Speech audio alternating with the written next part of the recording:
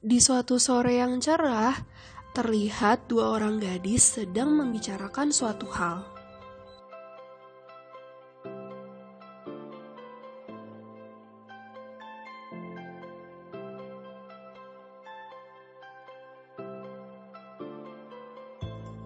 Dan di suatu malam dengan bulan dan bintang-bintang yang cerah, terlihat tiga orang sedang berdiskusi mengenai kebaikan hati temannya.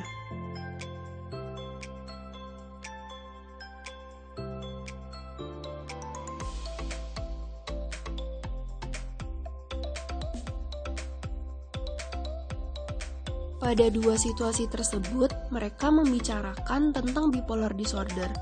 Sebenarnya, apa sih yang dimaksud dengan bipolar disorder? Apakah bipolar disorder sama dengan moody atau kepribadian ganda?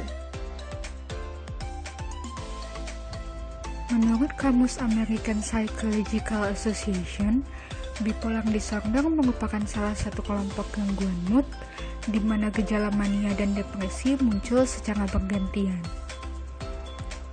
Terdapat dua kutub pada bipolar disorder, kutub mania dan kutub depresi. Apa itu mania? Mania ditandai dengan adanya peningkatan energi dan aktivitas yang tidak normal, serta mudah merasa terganggu. Minimal terdapat 3 simptom berikut: menjadi lebih berisik, sering bercanda, berlebihan dalam menanggapi stimulus yang membuatnya tertarik, adanya flight of idea, menjadi sociable hingga membuat orang lain kesal, sangat percaya diri, ada kemungkinan tidak tidur namun tetap energik, lupa atau tidak sadar dengan konsekuensi tindakan yang dia lakukan sehingga melakukan kegiatan yang berbahaya, dan dapat marah hingga melakukan kekerasan saat dikekang oleh orang lain. Lalu, apa itu depresi? Depresi ditandai dengan adanya kesulitan untuk merasa bahagia dan merasa sedih yang berlebihan. Minimal, seseorang mengalami gejala fisik, kognitif, dan sosial depresi selama 2 minggu. Gejala fisik depresi dapat berupa masalah nafsu makan dan masalah tidur. Gejala kognitif depresi dapat berupa kesulitan memusatkan atensi dan kesulitan berkonsentrasi. Sedangkan gejala sosial depresi yaitu keinginan untuk mengasingkan diri dari lingkungan sosial dan menjadi lebih pendiam.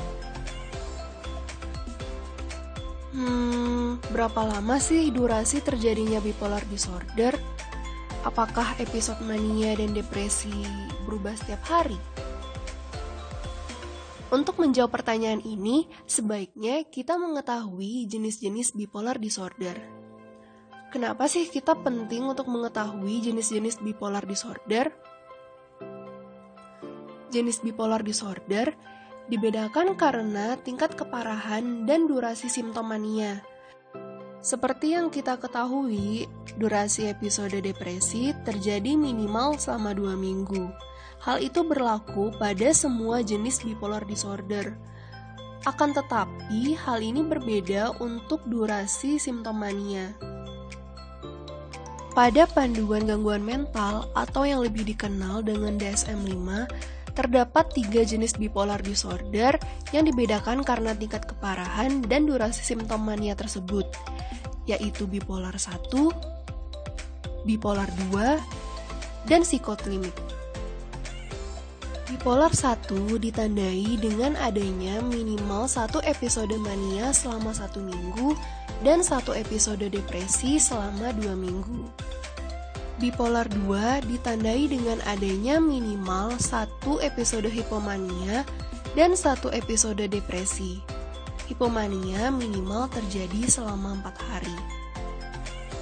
Apa sih yang dimaksud dengan hipomania? Hipomania bersifat kurang ekstrim dibandingkan dengan mania.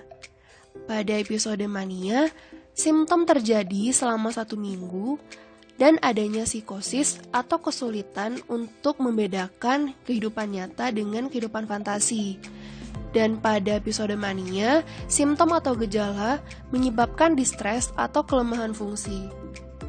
Nah, bagaimana dengan hipomania? Jadi, hipomania terjadi minimal 4 hari dan adanya perubahan fungsi namun tidak ada kerusakan. Hal yang membedakan antara hipomania dan mania, yaitu pada hipomania tidak ada psikosis atau kesulitan untuk membedakan kehidupan nyata dan kehidupan fantasi. Jenis bipolar disorder yang ketiga yaitu siklotimik.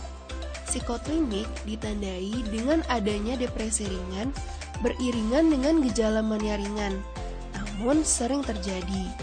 Siklotimik sendiri minimal terjadi selama 2 tahun pada orang dewasa dan 1 tahun pada remaja.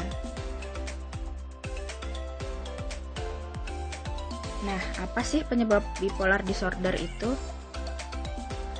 Bipolar disorder dapat terjadi karena beberapa faktor, yaitu faktor genetik, di mana gen terkait bipolar yang dibawa oleh orang tua.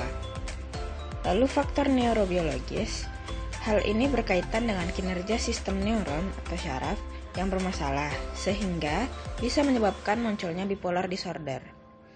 Masalah neurobiologis tersebut dapat muncul berupa jumlah neurotransmitter dopamin dan serotonin yang tidak normal, abnormalitas dalam struktur dan fungsi otak, serta adanya abnormalitas dalam sistem neuroendokrin. Selanjutnya faktor psikologis, seperti keyakinan yang salah, negative thinking, dan kecenderungan merenung. Selanjutnya faktor sosial, kemampuan dalam berhubungan dengan orang lain dan kurangnya dukungan sosial. Dengan beberapa kriteria bipolar disorder tadi, kita tidak boleh langsung mendiagnosis diri sendiri. Kamu bisa berkonsultasi dengan psikolog. Bila terindikasi mengalami bipolar disorder, kamu akan mendapatkan penanganan psikologis berbentuk kognitif terapi, family terapi, ataupun psikoedukasi. Kamu juga bisa melakukan konsultasi dengan psikiater untuk mendapatkan penanganan medis, seperti mendapatkan lithium untuk episode mania dan antidepresan untuk episode depresi. Apakah teman-teman sudah paham mengenai bipolar disorder? Jadi, bipolar disorder bukanlah kepribadian ganda ataupun mood yang berubah-ubah dalam satu hari. Bipolar disorder adalah suatu kondisi psikologis yang serius, di mana bipolar disorder ditandai dengan adanya episode mania dan depresi.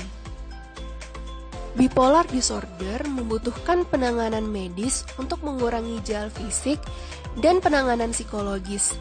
Jadi, teman-teman jangan self-diagnose ya.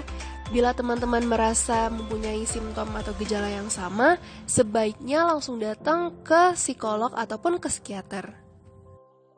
Thanks for watching. Video edukasi ini dibuat oleh Fakria Arifah, Andem Sumiranti, dan Kinanti Durestika dari Psikologi FK Unan 2020.